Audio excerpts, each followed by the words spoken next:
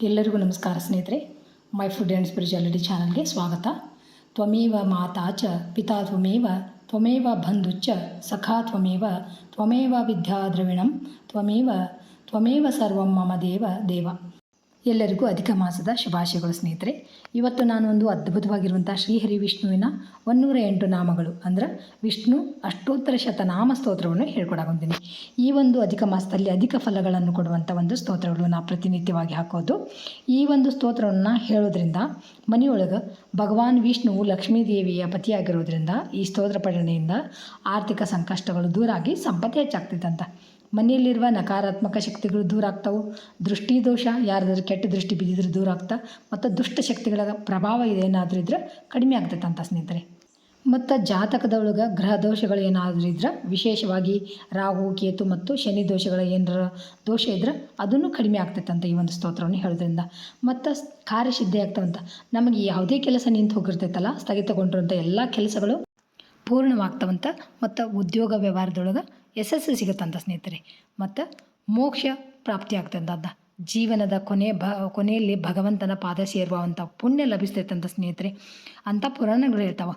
ಅಶ್ವಮೇಧ ಯಾಗ ಮಾಡಿದಷ್ಟು ಪುಣ್ಯನೂ ಬರುತ್ತಂತ. ಇಷ್ಟು ಅದ್ಭುತವಾಗಿರುವಂಥ ಒಂದು ಸ್ತೋತ್ರ. ತಪ್ಪದೆ ನೀವು ಎಲ್ಲರೂ ಹೇಳಿ ಆ ಲಕ್ಷ್ಮೀನಾರಾಯಣನ ಒಂದು ಅನುಗ್ರಹಕ್ಕೆ ಪಾತ್ರರಾಗ್ರಿ. ಈ ವಿಡಿಯೋ ನಿಮ್ಗೆ ಇಷ್ಟ ಆದ್ರೆ ಲೈಕ್ ಮಾಡಿ, ನಿಮ್ಮ ಕುಟುಂಬಸ್ಥರಿಗೆ ಮತ್ತು ಸ್ನೇಹಿತರಿಗೆ ಶೇರ್ ಮಾಡೋದನ್ನು ಮರಿಬೇಡ್ರಿ ಅಂತ ಹೇಳ್ತಾ, ಬರೀ ಶ್ರೀ ವಿಷ್ಣು ಅಷ್ಟೋತ್ತರ ಶತನಾಮ ಸ್ತೋತ್ರ ಯಾವ ಥರ ಐತೆ ಅಂತ ನೋಡೋಣ ಈಗ. ಶ್ರೀ ವಿಷ್ಣು ಅಷ್ಟೋತ್ತರ ಶತನಾಮ ಸ್ತೋತ್ರಂ. ಶ್ರೀ ಗಣೇಶಾಯ ನಮಃ. ನಾರದ ಉವಾಚ.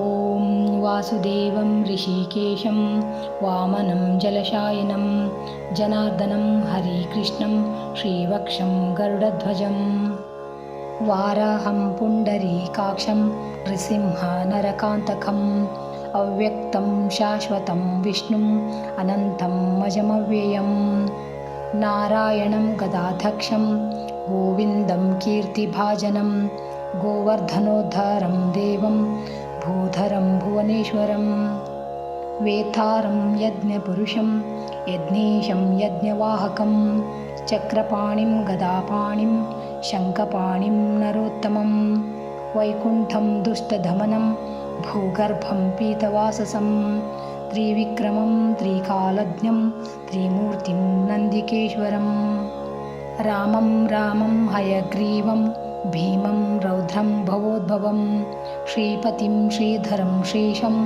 ಮಂಗಲಂ ಮಂಗಲಾಯುಧಂ ದಾಮೋದರಂ ದಮೋಪೇತಂ ಕೇಶವಂ ಕೇಶಿಸೂದನಂ ವರೇಣ್ಯಂ ವರದಂ ವಿಷ್ಣುಂ ಮಾನಂದಂ ವಸುದೇವಜಂ ಹಿರಣ್ಯರೇತಸಂ ದೀಪ್ತಂ ಪುರಾಣಂ ಪುರುಷೋತ್ತಮಂ ಸಕಲಂ ನಿಷ್ಕಲಂ ಶುದ್ಧಂ ನಿರ್ಗುಣಂ ಗುಣಶಾಶ್ವತಂ ಹಿರಣ್ಯತನುಸಂಕಾಶಂ ಸೂರ್ಯಯುತಸಮಪ್ರಭಂ ಮೇಘಶ್ಯಾಮಂ ಚತುರ್ಬಾಹುಂ ಕುಶಲಂ ಕಮಲೇಕ್ಷಣಂ ಜ್ಯೋತಿರೂಪಂ ರೂಪಂ ಚ ಸ್ವರೂಪಂ ರೂಪಸಂಸ್ಥಿತಂ ಸರ್ವಜ್ಞಂ ಸರ್ವರೂಪಸ್ಥಂ ಸರ್ವೇಶಂ ಸರ್ವತೋಮುಖಂ ಜ್ಞಾನಂ ಕೂಟಸ್ಥಮಚಲಂ ಜ್ಞಾನದಂ ಪರಮಂ ಪ್ರಭುಂ ಯೋಗೀಶಂ ಯೋಗಿನಿಷ್ಣಾತಂ ಯೋಗಿನಂ ಯೋಗರೂಪಿಣಂ ಈಶ್ವರಂ ಸರ್ವಭೂತಾನಾಂ ವಂದೇ ಭೂತಮಯಂ ಪ್ರಭುಂ ಇತಿ ನಾಮಶತಂ ದಿವ್ಯಂ